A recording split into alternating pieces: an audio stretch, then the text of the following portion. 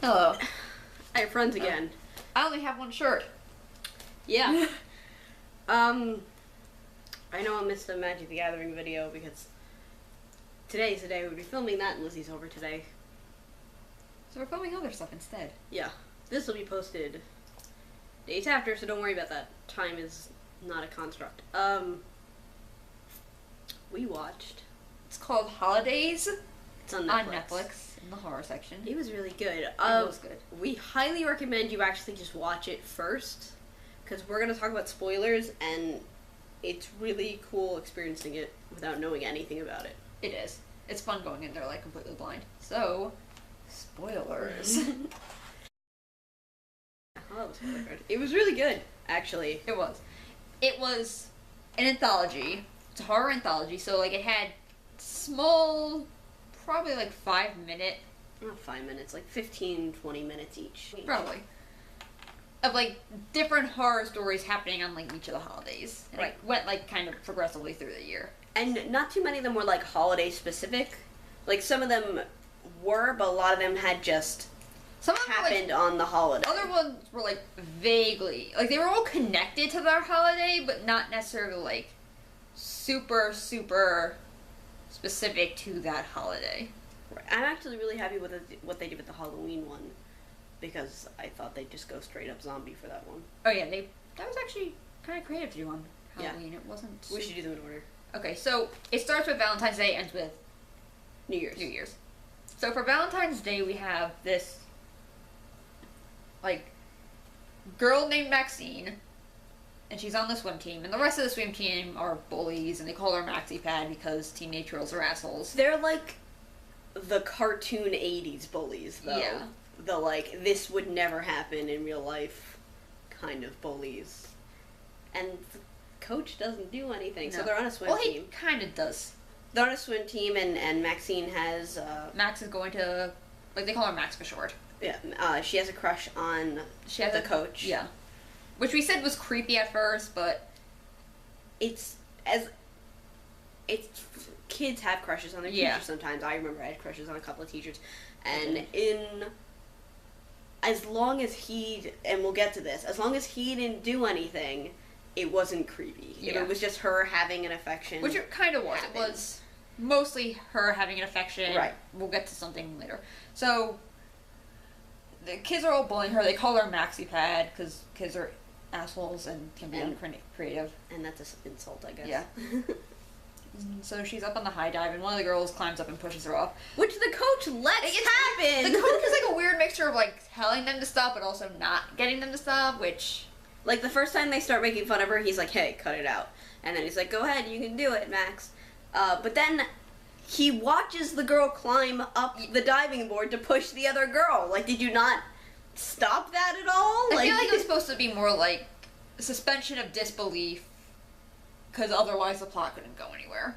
So he goes into the water to go get her, because apparently being pushed up the high dive means she can't swim. Like, it's not like she gets pushed up the high dive and like hits her head or anything. She's just like floating. Yeah, she in the doesn't. water. She doesn't fall oddly or anything. She falls like it would if you had jumped Yeah. normally into a pool instead of diving. And like she doesn't have the best form, because normally you're supposed to like put your legs together, and that's Right. probably the pencil dive, but she doesn't do that. But it's just kind of like an awkward jump into a pool. Right. She doesn't fall in a way that would have hurt her. No, it doesn't even look like she hit the bottom. Right. So he pulls her out and like makes sure she's okay, and she has like a hallucination where like the light is glowing behind. Yeah. She has like a hardcore crush on her teacher. It's shot really well. There were a couple of really pretty scenes, really, and it's like one of them was when a girl was getting murdered, but I'm like, that actually is a beautifully shot scene. Like, So the cinematography is really good. Later in- wait, hang on. Alright. Something about Maxie, she doesn't talk. In this part, she doesn't talk in any I don't think she does talk in the indication of her that we get is visual. the romantic backgrounds that happen to the coach. Mhm. But she doesn't talk, and I thought that was really good. That's a good point. We do get a good show of her emotion without her ever speaking. Yep. But where I didn't even know she didn't talk. So then they're in the locker room, like getting changed because it's after swim practice, and like the main bully girl gets up in her face, and she's just like, like, what are you gonna do? Like, because there's, like, I guess Friday they're doing, like, a charity thing, because I guess, like, the coach needs an operation. They kind of mentioned offhand. Yeah. So she, like, the bully main He bully... needs a heart. That's why the end. Oh, Sorry. We just... we just jumped... That actually makes a lot of sense. Oh, that actually makes a lot of sense. So he needs a heart operation, presumably. Yeah. So she gets, like, in Maxine's face, and it's just like, are you gonna bring everyone out, like, your old box cutter toy that your dad used to kill himself, and, like... Which, question, why would you bully the kid who carries around a box cutter? Yeah. Which... The bully looks, because she, like, backs off fairly quickly after that. I think she realized she had gone too far in that scene. Like, because she looks like an, oh shit, maybe I shouldn't have said that look. There are times when she seems human, but in that, like, first 5-minute scene, she doesn't. So what happens is Maxie starts following her home. Mm-hmm. Well, hang on, we skipped something. The coach overhears this whole thing of her, like, going on, like, the bully bringing up, like, her dead father. So he...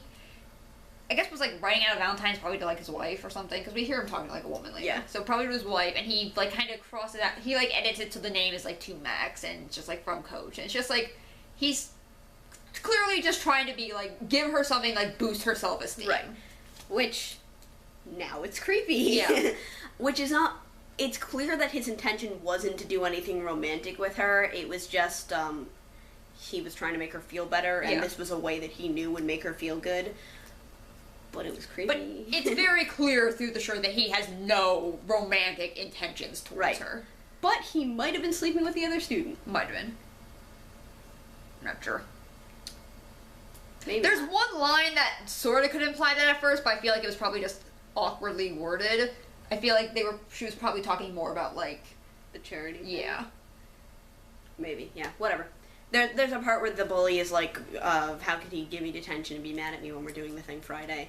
And then he tells his wife, we can't go out for Valentine's Day Friday, we have to go tonight because I have something to do Friday. Which could be seen as potentially him sleeping with that student, but I feel like it's probably more a reference to, like... Right, but also the charity thing was happening Friday. So it was probably more just a very awkwardly phrased line. Yeah. So then Max starts following the bully home. I feel like the bully has a name, but I can't remember what it was. And, like, she tries to cut through the woods thinking that we'll get, like, Max off her trail. But doesn't, and Max, like, bashes her face in with a brick. And then, like... Slits her... cuts out her heart with the box cutter. And that's just what... It had a really cinematic shot where they panned out and there was a heart in the mud and the girl being murdered in the background. Like, and, like, the background's, like, faded. And I'm like, wow, that's a really cinematic shot. Mm-hmm. And then, like, later it's him, like, talking to his wife's kind of yelling at him. Because, like, she's... You well to get ready, and she's like, I thought I had until Friday to do this, and it's like, why would you think you had until Friday to do it? Tonight's Valentine's Day. Which kind of got handed to the coach. Why would you plan to, like, do your romantic thing when Valentine's Day is, like, the week of Friday? So, and then, like, there's, like, a knock at the door, like, the doorbell rings or something, or, like, he sees, like, her sister, whatever, like, he's, like, something happens, I don't exactly remember the exact details, like, calls him to open the door, and it's Max holding the heart of the bully. Yeah. Which we now just realize she was getting a heart for him. Yeah. Which actually now makes sense. Yeah. Instead of just, why would you give someone a human heart for a Valentine's Day present? Alright. Yeah. Next, the one after that, which was my personal favorite one, because I'm a dragon nerd. It was interesting. I liked it. I did. The first two were really strong. So it's about a woman who's a teacher. There's a school she teaches. What age would you say the children are? They were like 10 or 11. 10 or 11. So whatever grade that would be. In Ireland. In Ireland. And it opens with a documentary thing about how people say St. Patrick banished the snakes from Ireland. Yeah, for those of you who don't know, the myth of St. Patrick is he came to Ireland and banished the snakes. Like, he drove the snakes out of Ireland. Right. Which probably is a metaphor for him, like, bringing Christianity to the island and, like, kind of banishing paganism. Right. Because there's no record of snakes. Yeah, there's no record of any actual snakes ever living in Ireland. It's probably, like, far too cold for them, like, too remote. Like, snakes probably just didn't live in Ireland. So we go into this classroom scene with this teacher, and one of the little girls is playing by herself and doesn't smile, and the teacher's, like, trying to get her to make friends. And she, like, goes over to her, and she's like, I know it can be hard being in a new school, like, do you want to ring the lunch bell? Like, the teacher's making an effort, and the kid is, like, not interested, and then the kid she's ringing the lunch bell, and everyone's going inside, and she sees Like a woman holding a crying woman with her baby. baby, and the student sees her with the baby. So I think we were supposed to take from that she before wasn't able to have kids. Yeah. Well, because she mentions later on, like, I've been trying for so, like, I've wanted this for so long. Because I feel like she probably, like, either has had issues conceiving, or, like, went to a doctor, and at some point the doctor told her, like, you're sterile or something. Like, she clearly wants to have kids, but can't. Yeah. So she goes and she finds, like, on her desk, like, a little curled up snake toy, and it says under it, like, something about, like, I'll make your greatest wish come true, or something. Or, like, your greatest wish will bring you happiness. Yeah, something like that. I don't remember exactly. So, like, she takes it, and then, like, later, it's, like, after like, St. Patrick's Day, she's, like, in a car. She apparently got, like, shit-faced and had sex with someone who, like, kind of looks like Danny Zuko. And, like, all the grocery carts are wrapped around her car in, like, a ring, the same kind of spiral that the snake was in. Right. And then she's later, like, at the store looking at meat, and, like, the little girl, like, the creepy little girl, runs up to her and, like, presses her ear against her stomach and, like, smiles. And, like, later it's her taking a pregnancy test and going to the doctor, and she finds out she is pregnant. But she's also super happy about all of this. She goes to the doctor, and she's like, I can't wait, like, I've wanted this for so long, like we said. She was really excited, and she's like, I don't care if it's a boy or a girl, and the doctor's like, well, we should run some tests, and she's like, oh, I didn't care if boy or girl, whatever, I'm so happy to have and the this. doctor's finally like, just like, it's a reptile. Yeah. So she's pregnant. The way that she phrased it was the most unprofessional way to have this conversation. She's just like, have you ever heard of Rosemary's Baby? Replace baby with reptile, and that's you. It's Rosemary's reptile. Also, the teacher's name was Liz, which I noticed because I talked to Mitra at one point. It's like, how, like, for most people this would be a nightmare, but if I found out I was, like, pregnant with, like, a snake, it'd be, like, I'd be infinitely happier if I found out I was pregnant with a human baby. Yeah. So, in the class, she had previously given them an assignment where they need to, like, read a story and, like, do a report on the story, and the story that the creepy little girl who has gotten her pregnant with a serpent did was, and this made me very happy as a dragon nerd, was The Lindworm Prince, which, for those of you who don't know, is the story of, like, a queen who goes to a witch to help her conceive, and she conceives twins, and one of them is born a Lindworm, which is a type of serpent dragon. So, that's clearly, like, what's going on here. And then she vomits black bile all over the place. And slaps the little girl. Yeah. And then we end up skipping a bunch of days to, like, towards the end of her pregnancy, and her sister's like, go to a zoo, like, what are you gonna do? Like, you can't give birth to a snake, it's gonna kill you. And then, like, she gives birth in a tub. There's a lot of blood. And she uses it like a hamster, I guess, to feed the newborn snake baby. Yeah. Or to coax it out of her or something, I don't remember. And then she goes to... the little girl's in her house and takes her to this, like, field where her snake baby is. Where there's, like, a witch's coven thing, and, like, she meets the Danny Zuko guy, who I guess is, like, the witch child's father. She's, like, they don't show him, like, all of him for a while, but he's holding the girl's hand, and then she goes, is that your father? I forgot what the girl's name is. Is that your father? It's a question, I think, or something. Danny fucking Zuko? I don't... It's like, what? I don't think he was actually supposed to be Danny Zuko, because earlier in the scene when she's in the car, like, you hear her phone, and she's just like, I haven't heard from you since you, like, ran off with a Danny Zuko look-alike. Yeah. So he's basically, like, he's got, like, combed back, like, greaser hair and, like, a leather jacket, so he's basically kind of be like... and then, like, they take her to go meet her snake baby, and he's talking to, like, Gretchen, and he's just like, you watch, like, she's just gonna, like, see it and run away, and, like, horrified, and, like, it shows her, like, with the snake baby, and she's like, I'm sorry, like, I just didn't know, and, like, he fills in, like, what he thinks he's gonna say, which is, like, that you'd be so hideous, and, like, the woman's just, like, that you'd be so beautiful, and, like, she runs off and, like, frolics through, like, the grass with her snake child. Yes. So, but we were saying about how, like, things were only vaguely connected to their holidays.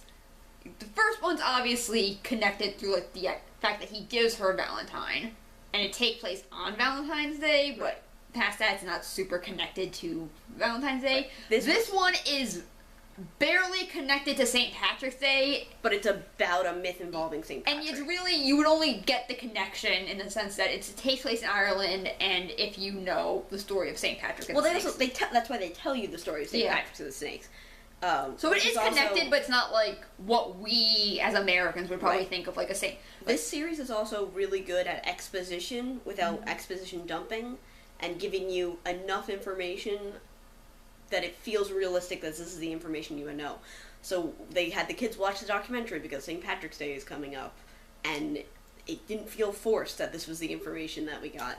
Later on, there's some other stuff also. So there are a lot of questions that never get answered in all of these stories. And so kind of, you have to accept it for what it is. So, also what the St. Patrick's Day one is, like, Danny Zuko's, like, talking to his girl and his daughter, and he's just like, a lot of lonely people, they're in the world, like, a snake could make them happy, like, at this, like, if we reached out to that demographic, at this rate, we'd be back to St. Patrick's, yeah. Pre-St. Patrick's numbers. I'm just sorry. She's like, let's for argument's sake say snakes did exist in Ireland and St. Patrick actually drove them out. There are better ways to reintroduce snakes than impregnating random windowless snake children. You know, like, actually have snakes breed in Ireland. Mm-hmm. Because I'm sure it's easier for snakes to breed with snakes than humans to breed with humans and make snakes. Yeah. So, it was good though. What was next? Is Easter next? I think so. Yeah, Easter's next. We have Mother's Day. Mother's Day came after Easter, and then Father's Day. Halloween. Mm-hmm. Christmas, New Year's. Okay. Easter was weird.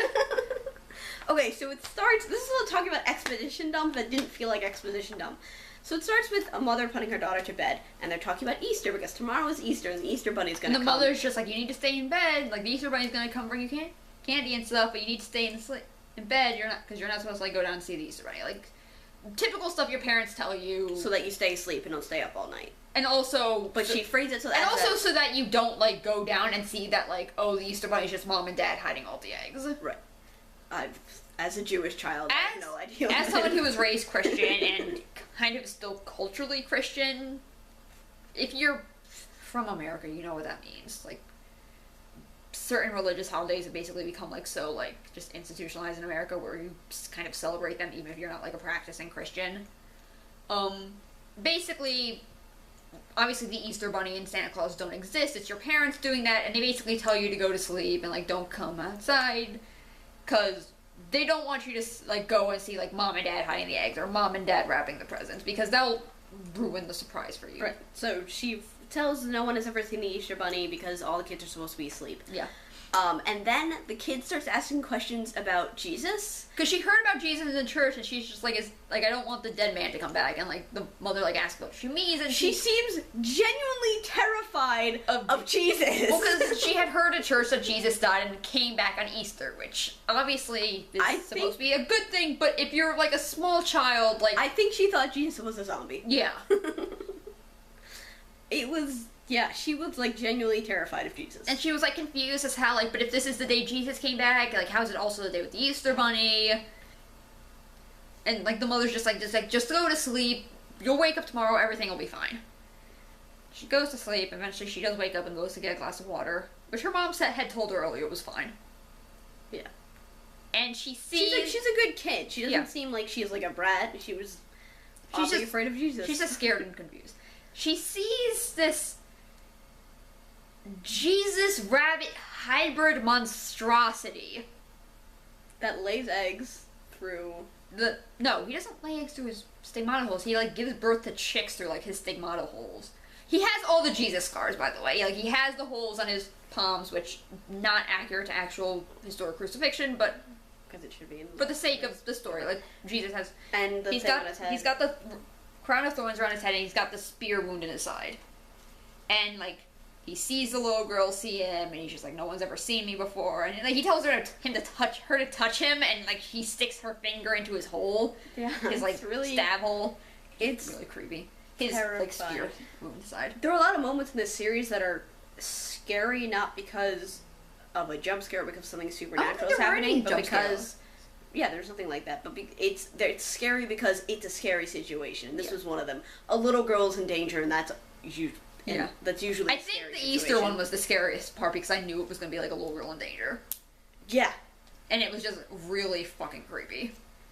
So, and she apparently, if you see Jesus rabbit, you turn into a rabbit, and he, like, kidnaps you forever.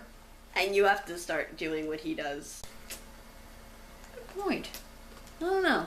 So I don't know if they're saying they all turn into Jesus Rabbit, in which case Jesus is a girl now, or Jesus was the last one to see the Easter Bunny that did this thing, which makes me wonder what the rabbit was doing before Easter was a holiday. And now it's the girl's turn, and Jesus can go back to being dead? Go back to being Jesus? Or is it one of those, I forgot the word for it, the things that they exist because people believe they exist? Oh, maybe. Tulpa? Yeah. Maybe she created Tulpa. Maybe. I don't know. It was weird. It was really weird. It was creepy, but it was also... That, in terms of explanation, that's probably the one that raised the most questions that answered Yeah. the...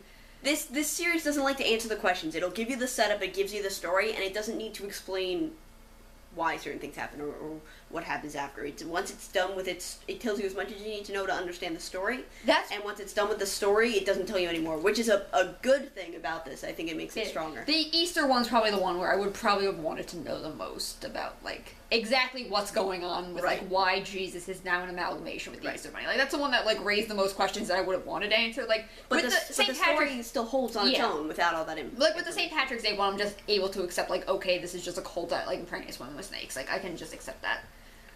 You can't just accept that. You're also wondering where you could contact them to offer yourself as Yes. tribute. Yeah, how do I get into this Lindworm baby having business? I think you have to move to Ireland. I'm really happy that they referenced the Lindworm. These are all extremely well written.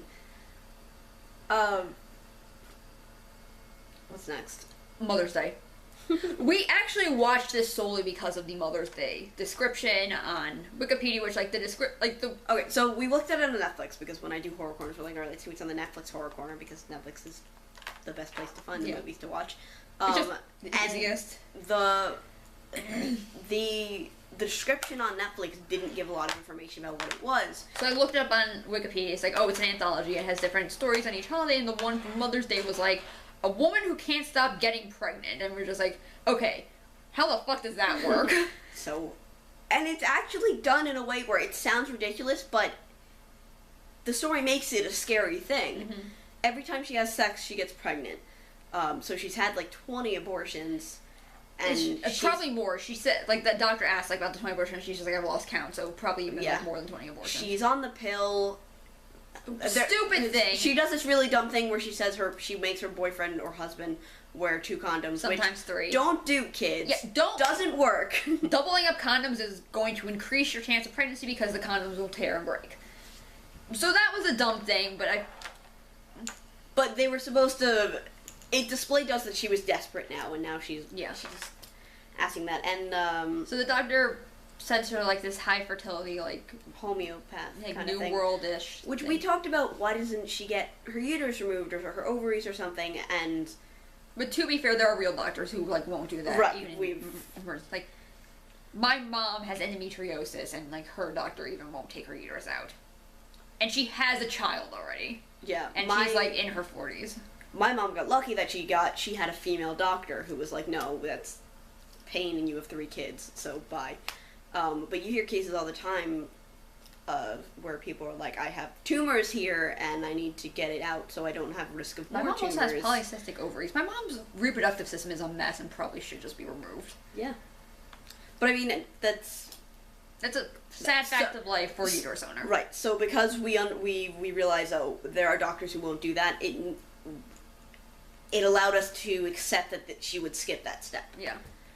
So she goes to this homeopathic place where people are going because they want to have kids because they can't. And, like, they realize that, like, she's, like, super fertile and, like, apparently is a gateway. Yeah, this weird ritual thing happens in a bathtub and she starts to freak out and say she wants to go and they're like, you're a gateway. And they drug her and they're just like, no, your baby's a good thing. Like, it's like every time you, like... Yeah, then they say every time you kill it, it comes back stronger. So apparently it's just this one It's baby. just the one baby that keeps trying to be born. Just really wants to be born. So, like, they keep her drugged, like, throughout her entire pregnancy, and, like, eventually she goes into labor, and, like, a fully grown hand, like, comes out, like, grabs her knee, and everyone screams, and then that's where it cuts. So, Yeah. I guess she had aborted so many times that, like, just turned into an adult in her womb. It was...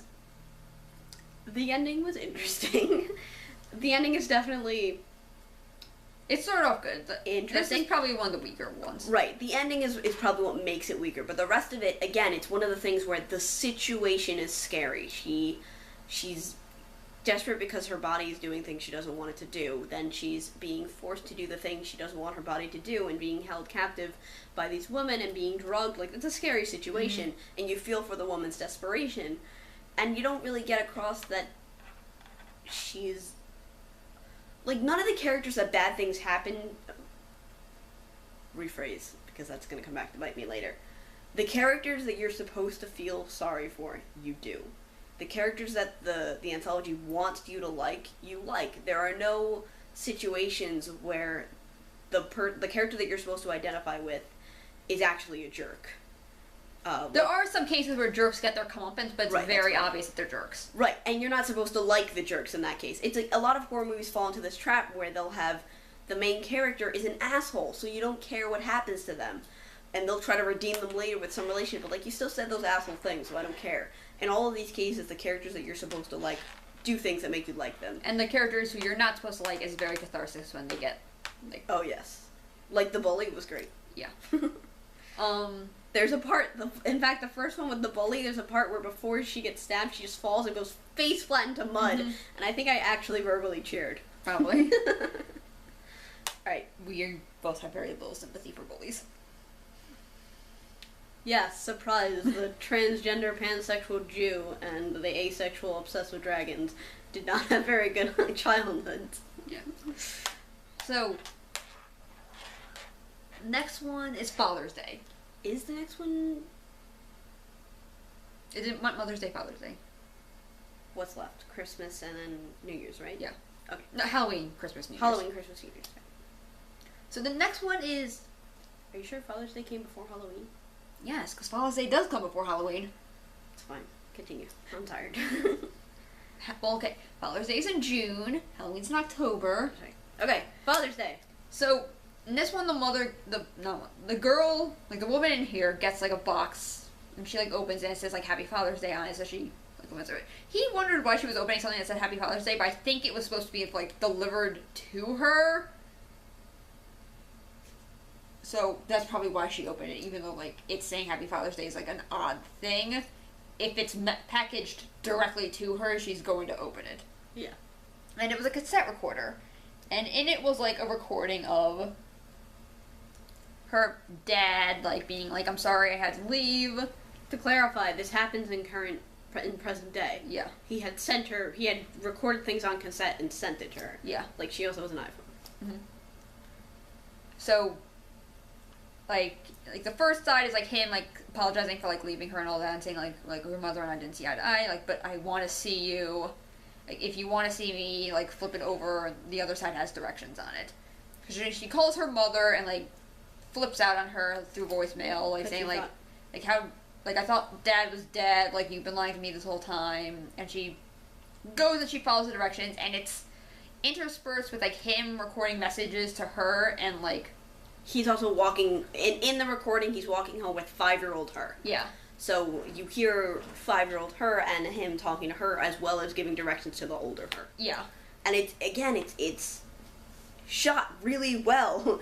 It's the way that audio works with her walking through an empty town. It's really powerful. And eventually, like, it stops and, like... They get to this building. And, like, the thing changes and he, like, leaves the little girl, like, outside and says, like, I need to talk to this lady for a moment. And then, like, it's him, like, apologizing to her. It's just, like, you only get one opportunity to meet him. Like, I had to take this chance. And, like, if you're here, like, if you follow this, and I'm going to see you soon. And it's, like, she eventually, like, ends up in, like, this weird, like, kind of, like, destroyed building / like, room thing. They also keep showing us the planets. They keep showing the Earth and the moon moving over the Earth. Mm-hmm. And they don't explain what that is. Oh. We can discuss that after I finish the summary. Yeah. So, she sees a guy sitting in a chair, and she's like, Dad, is that you? And he reaches, and, like, thing turns, and, like, its jaw, like, unhinges, and, like, screams, and she screams, and then it's just, like, it cuts to, like, the room's now empty, so, like, her dad is clearly, like, dead, and, like, now so is she, but you're talking about the planets. I wonder if her dad went to, like, go do something with aliens, and now has brought her along, too. Maybe? Because they don't explain what the thing in the Right. chair is. Which I think actually makes this story stronger. The fact that they never tell you anything. The only information you have is what's on the cassette tape, and what's on the cassette tape is not enough information to tell you what eventually happened Listen, to the him. dad left, presumably died, to go meet him, which is him God, is him the Right. devil, is We some watched sort of with, alien, We watched with subtitles on, and in the subtitles it was capital H. Him. which we Wait. assume meant God. Right. I assumed it meant he died doing something, and he was sending her to her death also, so they could be together in heaven. The fact that he sent her to her death to like some weird like paranormal entity Right. makes me wonder if the paranormal entity is what she was supposed to meet and is what him is, or like is a messenger of him or something like that. Right. They don't tell us. They don't explain anything of what happens again, which it makes it. I like that about this story. Yeah. And again, it's the cinematography is really good. The way the audio overlays with what's happening. The part where she sees the thing and she's walking towards it and she starts crying and saying, "Dad, Dad, is that you?" and stuff. The cassette tape is still playing and he's still talking. So you hear him overlaid with And her. you can tell the that thing. whatever's in the chair isn't her dad, because it looks corpse-like. Yeah. Even if though it's like in a silhouette, because it's like slunched over, like its arms are too long and like too bony. It's like, it's freaky looking. And this probably has the closest to a jump scare when the thing turns and like Right. its jaw unhinges, but even then, like it's more the atmosphere that makes everything creepy. Right. Then again, it was shot so well. Maybe something with aliens. Maybe. It could be aliens. For all we know. Yeah, it kept showing in between her going towards this place, it kept showing the Earth and the moon moving until it was covering the Earth. So it could have been a supernatural thing that was supposed to happen with the planets aligning and all that stuff. Could have been aliens. Oh, it could have been the planets aligning. There's not enough details in the Yeah. thing to tell us what it is exactly, which clearly done on purpose. Right. And that's the point of the story, which is, I really like that. There was a part where I thought it was going to be like the planets were going to align, it was going to open like a temporal portal thing, and he was going to walk through the door. The him who was making the recording with the 5-year-olds was going to walk through the door to adult her and be able to actually see her, which I think would have been cool. But that's not how it ended up. The next one's Halloween. Halloween was fun. This one was satisfying. So I had to there's look this, away a bunch. so there's this asshole named Ian, which is an asshole name. Yeah. Sorry if you're named Ian. Yeah. I work with someone named Ian. He's actually not an asshole at all. I know an asshole Ian. Unimportant. So we are introduced to him with him on the phone with these two girls, trying to get them to come. do porn. Except not porn. It's basically... He's like, it's not porn, it's a webcam. It You basically- do the same thing with your boyfriends anyway. It's like the Skype version of like a phone, like a sex hotline. He's hiring them to be cam girls. Yeah. Which, if you don't know what a cam girl is, don't look it up. Basically, no. It's like It's a live stream of a girl, and you can talk to her. It's like this. text It's and- basically the Skype equivalent of a sex hotline. Yeah. What? One way you would see her picture and you could type to her. Yeah. And he seems like a creep and not so much of an asshole until he gets home. And like he calls them whores. 'Cause one of them's upset because There's 3 girls that he has already Yeah. working for him. one of them's upset because like the dude like right before he got off was just like, Really rude to her and called He's her a like- whore. "You're fucking disgusting whore," like something like that. A pig fuck whore or something. Like it wasn't like It's not. it wasn't like dirty talk calling her a whore. It was Right. like clearly It was, intended like- to insult. Right, it was cruel. And it's a little weird that she would get upset about that, doing what she does. Because you'd think this couldn't be the first time that someone has called her a whore while she's... But this also may not be the first time she's gotten upset. True. It's... Again, these stories give us a slice of what the actual story is, so whatever had happened before, we don't know about these girls. And they're watching something, like the other two girls are watching like a witch cartoon because it's Halloween and that's what the stuff that's on. Yeah, it's like the old Mickey Mouse cartoon Yeah. with the 3 witches. And the dude comes, and Ian comes home and he's like a huge douche to them. He calls them whores. And he says, like, I got 2 more girls and they're gonna come here to replace you, so, like, why aren't you on the cam? He doesn't feed them. He throws candy at one of them. Yeah. And He's it's like, that's cheap. your dinner. It's like cheap And candy. it's discount candy. It's Yeah. not like... It's like 3 for $1 candy. Yeah. which you shouldn't be having brand name candy for dinner either, but like. Spend the extra cents, dude. And then they're like, why aren't you working? And they're like, well, no one's calling because it's Halloween and people are out, partying or trick-or-treating, whatever. It's like, just give us the night off so we can cheer up the girl who's upset, and he's like, basically, like, shoots them down, and like, one of them, like, stands up, and it's just like, you got 3 women in a room, you skipped the part. What? He threatened to rape one of them. No, that's after. No, that's why she stands up and says the thing. Oh, right. So he threatens to rape one. He's like, well, if you're not working, then I can put you to work. And he's like, I'll pick one of you to rape. And then one of them... He picks the girl who's upset, and the girl's like, I don't want to do it. So the other 2 girls stand up with her. And like, basically call themselves, like, 3 witches. Yeah, the girl's like, you know what, 3 women... You put 3 women... You made a mistake. You put 3 women in a room. You know what that used to be called? A coven. Yeah. It's basically, like, referencing, like, the 3 witches on the cartoon. Right. And... he basically just, like, laughs off this threat and, like, backs the girl he's gonna rape to a corner, and, like, one of the other girls, like, knocks him out. And then he wakes up with a toaster. Yeah, with a toaster. And then he wakes up with a dildo, a vibrator, shoved up his ass glued shut, and the vibrator's connected to a car battery. And he's in his underwear, and he's, like, in front of, like, the camera, and, like, the girls are on the other end, and they're just like, show us your pussy, Ian, and, like, he takes out his dick, and they're just like, no, we asked you to show us your pussy. And, like, they turn the thing on and electrocutes him, and they're like, this is setting 1 out of 10, like, you want to And then they turn on 2, it's like, this is 2, what do you think 10's gonna be like, and... So they slide him a knife. And they're just like, make a pussy. Yeah. So he, like, cuts his dick. Like, I look away this part. You don't... Demetrius was. You don't actually see anything. Like, because it's all, like, shot, like... With the computers in front of him. And so you see him from the torso up. Yeah. But and, like, you see, him like, bring his knife arm go down, and you see a bunch of blood, and that was... So it's not actually that bad. Like, clearly someone was just there with, like, a ketchup bottle of, like, fake blood and just, like, squeezed it at the right moment. Right. He probably actually did that, to be honest. Like, the actor probably did, to be honest. So, it's not actually that bad. There's very little, like, super intense gore. Like, there's gore, but there's not a lot of, like... Nothing in this is... A lot of it's, like... Actually, some of it is pretty graphic, but none of it's, like, I'm gonna vomit if I stare at this graphic. Like, a lot of it's, like, sort of, like, the cutaway splash of blood. Right, and then, the human heart.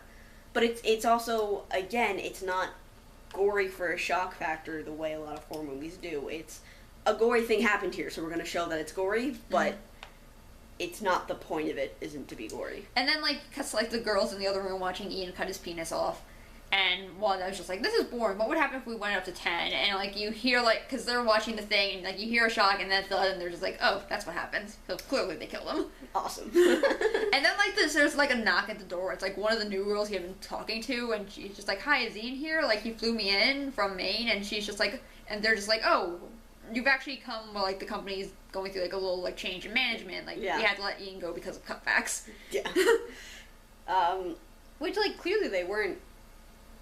They liked doing the work. They just didn't like how Ian treated them, so... Which I was worried they were going to, like, hurt the new girl, but it's obvious that they're, like, fine with, like, keeping this business going. It's just, like, Ian was a dick to them. They're making money. They didn't seem to care so much about... Like, they cared when the guy was rude to them, but they didn't seem to care so much about, doing this work. They were still okay with that. Ian was horrible to them, and that was the problem. Which is usually the problem in a lot of these cases. If some guy puts out an ad saying to be a cam girl, don't answer it. If you want to be a cam girl, get some of your friends together. Do it yourselves. Go into business for yourself, but do not let somebody hire you as a cam girl. Not because I think that there's anything wrong with that profession necessarily. Not. I don't want to make it sound like I'm slut shaming. How do I phrase this? I don't care if you want to be a cam girl or not. That is your decision. If you want to be a cam girl, if you want to do a sex hotline, it's your body. You have that freedom, but don't do it in a way that's going to endanger or like disenfranchise yourself. The kind of men who are hiring girls to do this are horrible people who are not going to treat you right. So sort of like prostitution, I think should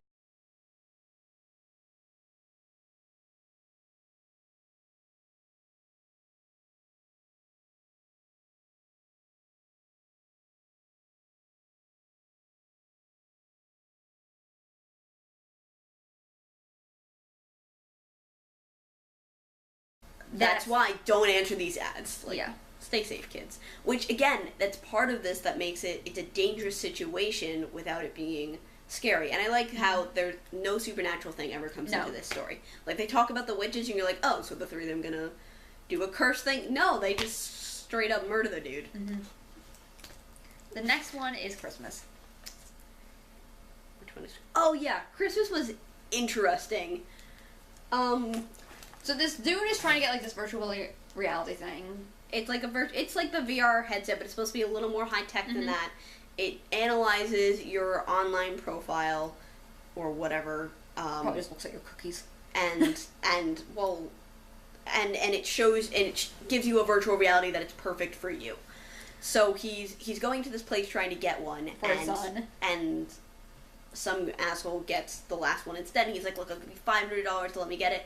He's like, it's Christmas Eve, I'm out of time, and the guy's like, well, if it was that important to you, you would have gotten it ahead of time. Which, to be fair, that kind of gift, why are you waiting until Christmas Eve to get it? I don't understand why it was still available Christmas Eve. The fact that there was one at all. Yeah. So the guy's kind of douchey, but I can also see his point of just like no, because he bought the thing like fair and square himself. Again, we're also given a frame for the story. We don't know anything about the other guy. We don't know what he was buying it for. We don't know where he has a family though. Where he was going. So we don't know. Like he could have also been buying it. Right. Maybe he also had a kid who wanted it. Maybe he, whatever. We don't know how. Even if he just wants it for himself, like that's like it's kind of like the first guy does kind of get like the raw deal, but it's not like this guy. No one's to blame for the raw deal. This guy isn't overtly dickish. He's just like, look, like you should have gotten here ahead of time. I got the last one. Sorry that happened, but I'm not giving you this one. Like try eBay, like I'm not selling it to you. Yeah. Not in like a sucks to suck, like in a sorry I got the last one, I'm not gonna sell it kind of way. Which they frame it that way because you're not supposed to hate this guy. For reasons you'll see later. So the guy is like kind of upset, and like his wife sends him a text like, did you get it? And he sees the guy with it. Had a heart attack. Has had a heart attack, and like his he's on the floor, like he had opened his pills and he had a heart attack, and the pills are on the floor, on like the ground, like away from him. And the guy at first is just like, oh my god, like let me call, like, and he sees the thing. So instead of helping the guy, he takes it and runs, and the guy dies. Right. And there was clearly enough time that if he had called somebody, if he had given the guy his pills, the guy would have probably lived. Yeah. Like they say that later, like he probably would have lived. Right. So he gets this thing and he takes it home and he gives it to his kid. And his kid puts it up. There's a part where the mother's yelling at him because she didn't get her raise from her boss. She didn't get her Christmas bonus, so she's pissed. And he's not making a lot of money anymore, is what she said. So they give it to the kid. The kid puts it on, and like there's like congratulations, Captain, you're the first person on Mars. So clearly the kid's into space stuff. Right. The dad puts it on and gets like porn. Yeah. He gets a spank me daddy kind of thing. And kink shaming. Yeah. I want to say this is probably one of the weaker episodes, because there's a lot of stuff in here that we were like, you didn't do that very well. We had mentioned before that everything is pretty tightly written, even though they don't explain things a lot in all the other ones. This one is not so tightly written. There's a part where they talk about logging in and out, but they never specify what that means. They never show logging in or out. And the part where the kid puts the goggles on and then immediately hands it to the dad. So it doesn't look like they logged in or out in that case, but they also say it goes based on online profile, which explains the porn, doesn't explain what he sees later. I think what he sees later is probably like, but the wife sees it too, so I guess the thing's just cursed. It says, the thing on the side says it shows you the real you, basically, or something like that. So I think it's more than the online profile. It sounds like it's supposed to have scanned your brain or whatever. Mm-hmm. So what happens is he porn. So and then being a man, he does he takes it and does it later in the bathroom at night, and it switches from the porn to the visual of the dude who he let die, like from the guy's point of view of him like running. Yeah, which was the guy a cyborg? Why would this is why I'm partially wondering if the thing's supposed to be like kind of cursed. I guess. Again, they don't explain it, which usually, like we said, for the other one works, but for this one, it's so odd that they give so many varying explanations that it leaves things too confused. Because, like, apparently, like, some people will have, like a small percentage of people will have, like, unusual things, but they don't explain what that means. And, like, he tries it on again, and he sees, like, the guy at, like, the morgue, and, like, the two bodies talking over him, and he's just, like, shame, like... If there was enough time for someone to call for help, and if they did that, he probably would have lived. So clear. And then later his wife tries it on, and she sees all that. Which I'm not sure how, but okay. Because I guess he said that he didn't log out. So yeah. She saw the thing. And then he comes home and she's like, just why'd you do it? And he's like, I was just tired of being nice. And she's like, that's so hot, and they have sex on, like, on the floor. And, like, cuts him in bed. And, like, he puts it on and he sees his wife murdering her boss who didn't give her a raise. Not even, like, murdering, like, kidnapping and torturing. Yeah. And then murdering. Like, drugging, kidnapping, and, like, cutting up with a hacksaw. Yeah. And then, like, that's when he looks at the sign and says, like, it shows you the real you, and, like, his wife gets home, which, is she gonna murder him then? Or... Christmas was probably one of the weaker ones, too. Yeah. But... it was interesting. It was... You looking at the time? Yeah. I'm not sure if I flipped over or not. Alright, there may be a few seconds missing. Alright. But, like, we talk about this being one of the weaker ones, but the bar was set very high. It was still really good to watch. It was still, again, shot really well. All the dialogue was very good. The actors are all pretty good in this. It was just this one, compared to the others, had a bit weaker writing, which is, again, compared to everything else, which we thought was really good. So still, overall, good. And New Year's is next, right? New Year's we kind of predicted. That doesn't make it bad. We both kind of saw it going this way, which could just be because of how fucked up we are. It was still really good. So it starts with a man has a woman tied to a chair, and he's going on about how she didn't give him a chance, and now she has to die. And he kills her. Yeah. And then he puts, like, and then, like, he shoots. This is actually really way the gore was done very nicely. He shoots her in the head, there's a blood splatter on the wall, and then immediately cuts to, like, a bowl of, like, vanilla ice cream with, like, cut up cherries in it. It's like, it looks gory, but isn't. Right. Again, the cinematography, and it's really good. All of it looks great. It's like her eating ice cream and crying. Right, it's another girl. And she's, like, has, like, an online dating profile, so it's like, whatever happened with the previous guy didn't work out. So the murder guy's profile pops up on her computer, and she goes, like, can't be worse than the last guy. Yeah. And they go on a date. It's, like, awkward, but, like, it's New Year's, and she doesn't want to spend New Year's alone. Right. It's creepy because we know what he did, but out of context, it's not anything more than an awkward date. Yeah. But it's creepy because we know he's a murderer. And we're worried for her. And he's, like, goes to her bathroom to, like, brush his teeth. Right. We're worried for her because we know he's a murderer, and that if she doesn't do exactly what he expects from a date, she's gonna get murdered. So you're worried for her through this thing, and then he's in the bathroom brushing his teeth. And, like, he opens the cabinet probably to, like, see if there's floss or mouthwash or, like, something. And she has jars of body parts from the previous guys, and the newest jar is empty and has his name written on it. Yeah. So, and then he, like, hears dripping coming from the tub, opens it, and it's like a cut-up corpse of, like, the previous guy, so she's a murderer, too. Yes. And we had both been like, we kind of guessed that this is where it was going, but it's still great. So yeah, but she's a I murderer, guess, like, too. I half guessed them, just like, oh, wouldn't it be funny if, like, she was a murderer? Right, too? that's like, what that was the twist. That was what I was thinking also. And I didn't think they would go for it, and they did.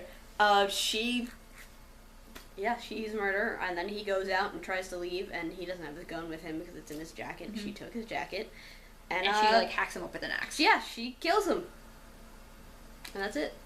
Like, and it's, like, funny because it's, like, as the ball drops, like, is when she's, like, trying to attack him with the axe, so it's, like, 10, and, like, right as it hits, like, 1 is when, like, she hits him with the axe. Like I said, everything is shot really well. And then she dances with the axe to Auld Lang Syne. Yes. She looks familiar also, but I can't place where she was from. The guy who played the guy in the Christmas episode looks familiar, too. Whatever. It was really good. It was really good. It was really entertaining. It's definitely, you should give it a watch. What was your favorite one? You know what my favorite one was? My favorite was the April Fool. Not April. St. Patrick's Day one. Yeah. April Fool's was a different movie. Yeah. We already did. They didn't do an April Fool's one. That's interesting. Yeah. But I like the one with St. Patrick. I mean, because no, I was gonna say they did only religious holidays, but they didn't because they did Mother's and Father's Day. Whatever. Maybe they just didn't have a good one written for April Fools. yeah, maybe that was like would be too obvious. Or maybe because it was it wasn't America specific. This movie. Oh, true. My thing is caught on my collar. Yeah, it was good. I really enjoyed it. I love when horror movies especially do something new and different, and this one did a lot of things new and different. For me, anthologies feel hit or miss. Lizzie and I watched Extraordinary Tales one time. Which is also an anthology. Which is it's a Poe anthology, and that one's really good also. Beautifully animated. I talked about it in a Horror Corner already. And that was really good. This one was really good. I've had anthologies that they were just boring and not very well put together, but everything in this one was really well put together. Everything sounded really good, and there were very few moments of weak writing, so it still stuck to my shirt. Mm-hmm. So, I would definitely suggest going to watch it. Hopefully you already have, so that we didn't spoil everything for you. Yeah. Yeah. I don't know what I'm gonna do next week. I keep saying I'll do something, and then I end up not doing it. I still haven't watched the last minute of Sharknado 4, so I don't know what the cliffhanger is. I'm gonna have more Clone Wars episodes up soon. Allison's home, so I can start filming that again. Alright, so for Horror Corner next week, I don't know what I'll do. I still have to try to find The Burning, which has Shelley Bruce in it, but it's not on Netflix, so I have to see if I can find it somewhere. I'm not doing Sharknado 3. Why not? Because what else can I say about the cinematic masterpiece that is the Sharknado franchise? I've been knowing that the Sharknadoes are in the horror section. My thing last night, the only thing scary is the acting. True. Alright.